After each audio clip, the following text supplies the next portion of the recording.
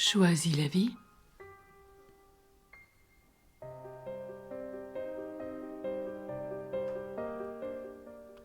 Je suis sur la terre pour apprendre.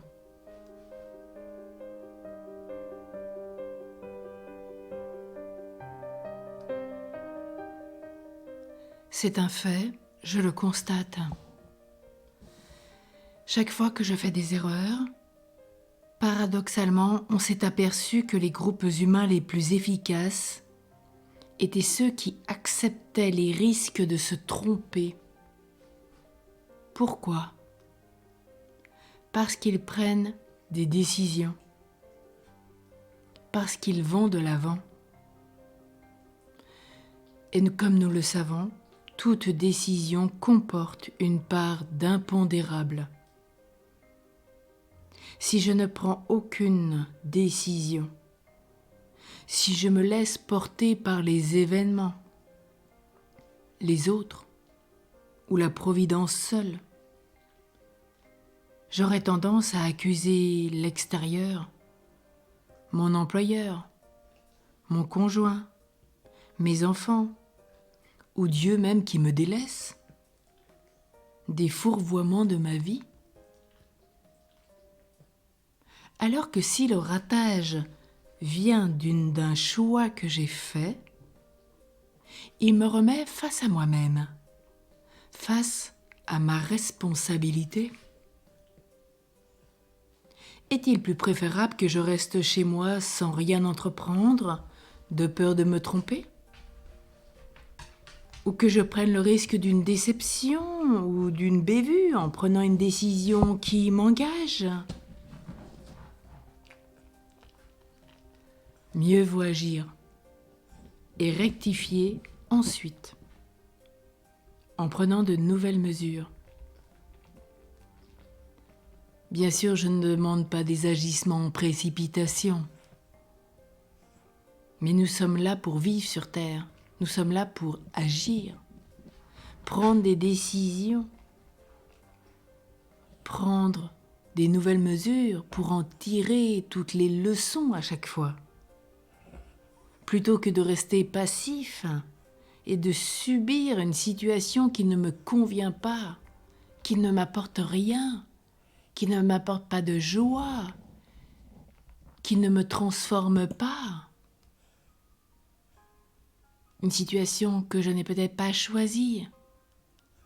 Aujourd'hui, j'ai la possibilité de choisir de vivre autre chose, de vivre ma vie, de vivre peut-être quelque chose que je n'avais jamais entrepris au préalable.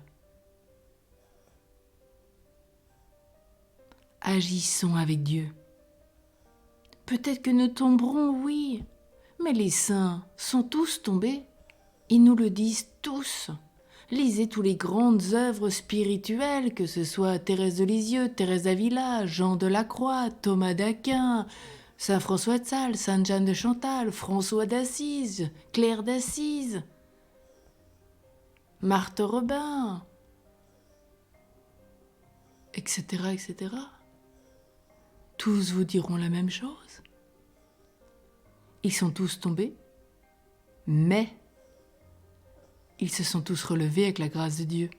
Et ils sont allés d'étape en étape, et peut-être de chute en chute, comme dit saint Paul. Mais peu importe, regardez le cheminement de tous ces saints, de Paul, de Timothée, de Tite, de tous les apôtres, de tous les saints que vous aimez, tous les saints dont vous portez le nom. Regardez leur cheminement. Peut-être le saint que vous avez retenu ou accueilli cette année, pour davantage vivre en communion avec lui, vivre en prière pour qu'il vous accompagne comme un frère, une sœur qui a cheminé avant vous, qui peut vous comprendre encore davantage.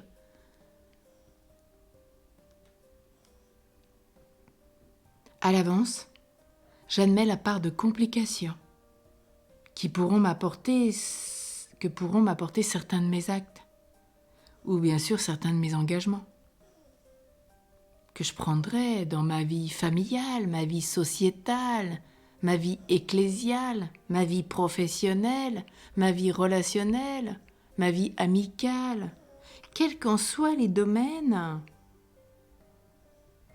Mes échecs me rappellent ma petitesse, ma vulnérabilité. Ils me rendent humble. Regardez Charles de Foucault, dans ce qu'il nous explique, lui qui disait qu'il était tombé très bas. Et il voulait bien prendre cette dernière place et il dit que dans son cheminement spirituel, Jésus était encore en dessous. Alors oui, sont pour moi tous ces échecs une source de grâce, une source d'un potentiel pour m'élever, pour en tirer les leçons, pour progresser. Si j'accepte mes erreurs, j'accepterai mieux celles des autres. Je serai moins exigeant, moins pointilleux avec toi qui m'entoure. J'apprends à aimer mon imperfection. J'apprends à aimer les imperfections des autres. Car chaque imperfection de mon frère, de ma sœur, m'apprend quelque chose sur moi-même. Il me révèle ce qui encore m'est difficile à vivre, à transformer, ce qui est peut-être blessé. Rappelons-nous que Dieu seul est parfait. Mais nous, pour devenir parfaits, il nous faut tout faire par Dieu. Oui, parfait, faire par Dieu. Oh, quelle grâce! Et tout sera sanctifié, transformé. Même ma chute, Jésus sera là. Car c'est bien Charles de Foucault qui me l'a révélé. Il est encore au-dessous de moi. Je ne pourrai pas prendre la dernière place. Il l'a déjà prise, Jésus. Alors quelle joie immense, je suis sauvée, libérée. Et je sais qu'avec lui, je ne peux que me relever. Amen, alléluia.